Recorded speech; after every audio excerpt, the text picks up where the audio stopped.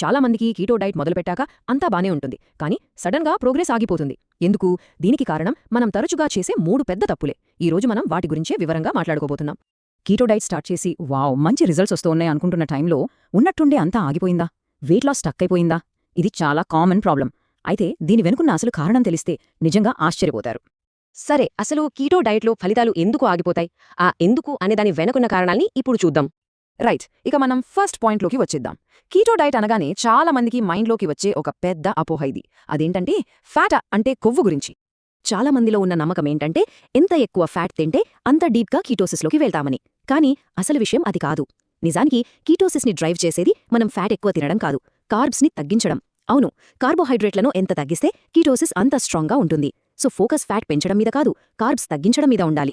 అయితే మరి extra fat అసలు అవసరం లేదా అంటే కొన్ని సందర్భాల్లో హెల్ప్ అవుతుంది. ఉదాహరణకి కీటోకి కొత్తగా అలవాటు పడుతున్నప్పుడు, లేదా ఎక్కువసేపు ఫాస్టింగ్ చేయాలనుకున్నప్పుడు, ఇంకా ఇన్సులిన్ రెసిస్టెన్స్ని ఇంప్రూవ్ చేసుకోవడానికి ట్రై చేస్తున్నప్పుడు ఇలాంటి టైంలో కొంచెం యాడ్ చేసుకోవచ్చు.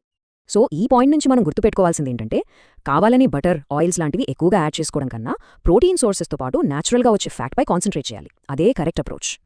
ఓకే, ఇక రెండో పెద్ద తప్పుకొద్దాం. ఇది చాలా మంది తెలియకుండానే చేసేది. అదేంటంటే కీటో స్నాక్స్ ట్రాప్. మన డైట్లో దాక్కున్న సైలెంట్ కిల్లర్ లాంటిదన్నమాట. ఇది వింటే చాలా మంది షాక్ అవుతారు.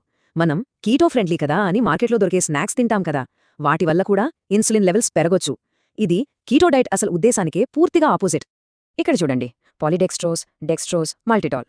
ఈ పేర్లు చాలా టెక్నికల్గా అనిపించొచ్చు, కానీ సింపుల్గా చెప్పాలంటే ఇవన్నీ హిడెన్ షుగర్స్ లేదా ఇన్సులిన్ని స్పైక్ చేసే యాడిటివ్స్. అందుకే ఏది కొన్నా లేబుల్స్ చెక్ చేయడం చాలా చాలా ఇంపార్టెంట్. మరి దీనికి సొల్యూషన్ ఏంటి? చాలా సింపుల్. ప్రాసెస్ చేసిన ఈ బార్స్, స్నాక్స్కి బదులుగా అసలైన ఆహారం మీద ఫోకస్ చేయాలి. వీలైనంత వరకు స్నాకింగ్ తగ్గించుకోవడమే బెస్ట్. సరే, ఇక మూడో తప్పు హిడెన్ కార్బ్స్. అంటే మనం తినే ఫుడ్స్లో తెలియకుండా దాగి ఉండే కార్బోహైడ్రేట్స్. వీటిని కనిపెట్టడం కొంచెం ట్రిక్కీగా ఉంటుంది. ఈ కార్బ్స్ ఎక్కడెక్కడ దాక్కుంటాయో తెలిస్తే నిజంగా ఆశ్చర్యపోతారు. మనం హెల్దీ అనుకునే సప్లిమెంట్లలో మాల్టోడెక్స్ట్రిన్ రూపంలో, పండ్లు, బెర్రీస్లో ఫ్రక్టోజ్ గ్లూకోజ్ రూపంలో, చివరికి న్యాచురల్ స్వీట్నర్ అని వాడే అగావే నెక్టార్లో కూడా ఇవి ఉంటాయి. అవి న్యాచురలే కావచ్చు, కానీ మన ఇన్సులిన్ని మాత్రం ఎఫెక్ట్ చేస్తాయి. అందుకే మళ్లీ చెప్తున్నా, ఇలా తెలియకుండా కార్బ్స్ తినకుండా ఉండాలంటే ఫుడ్ లేబుల్స్ చదవడమనేది ఒక తప్పనిసరి అలవాటుగా మార్చుకోవాలి. ఈ విషయంలో చాలా జాగ్రత్తగా ఉండాలి. రైట్, ఇప్పటివరకు మనం చెయ్యకూడని 3 తప్పుల గురించి చూసాం. ఇప్పుడు ఒక బోనస్ స్టెప్. ఇది చాలా మంది మిస్ చేసే ఒక సీక్రెట్ అన్నమాట, కానీ కీటో సక్సెస్లో ఇది చాలా కీలకం. కీటో డైట్లో సక్సెస్ అవ్వడానికి అందరూ పట్టించుకోని ఆ నంబర్ 1 ఫ్యాక్టర్ ఏంటంటే ప్రోటీన్. అవును, విన్నది నిజమే, ప్రోటీన్.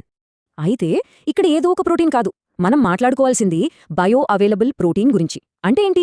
సింపుల్గా చెప్పాలంటే మన బాడీ ఈజీగా అబ్జార్బ్ చేసుకుని వాడుకోగలిగే ప్రోటీన్ అన్నమాట.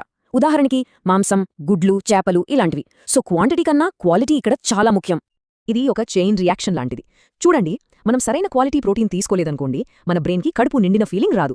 దాంతో పదే పదే ఆకలి వేస్తుంటుంది. దానివల్ల ఫాస్టింగ్ చేయడం కష్టమవుతుంది. చివరికి మన ప్రోగ్రెస్ మొత్తం ఆగిపోతుంది. అంతా ఒకదానికొకటి లింక్ అయి ఉంటుంది. సరే, ఇప్పటిదాకా మనం చర్చించుకున్న విషయాలన్నింటినీ ఒక్కసారి మొదచూద్దాం. కీటో డైట్లో మనం గుర్తుంచుకోవాల్సిన ముఖ్యమైన పాయింట్స్ ఏంటి? ఫస్ట్, కీటోసిస్ని డ్రైవ్ చేసేది కార్బ్స్ తగ్గించటం, ఫ్యాట్ యాడ్ చేయడం కాదు. సెకండ్, ప్రాసెస్డ్ చేసిన కీటో స్నాక్స్కి దూరంగా ఉండి రియల్ ఫుడ్ మీద ఫోకస్ చేయాలి. థర్డ్, హిడెన్ కార్బ్స్ కోసం ఎప్పుడూ లేబుల్స్ చెక్ చేయాలి. ఇక ఫైనల్గా కరెక్ట్ క్వాలిటీ ప్రోటీన్కి సరైన ప్రాధాన్యత ఇవ్వాలి. చివరగా ఒక్క ప్రశ్న. మనం ఫాలో అయ్యే డైట్ అనేది కేవలం కొన్ని రూల్స్ని గుడ్డిగా పాటించడానికా, లేక పోషకాలతో నిండిన అసలైన ఆహారాన్ని మన శరీరానికి అందించడానికా? ఒక్కసారి దీని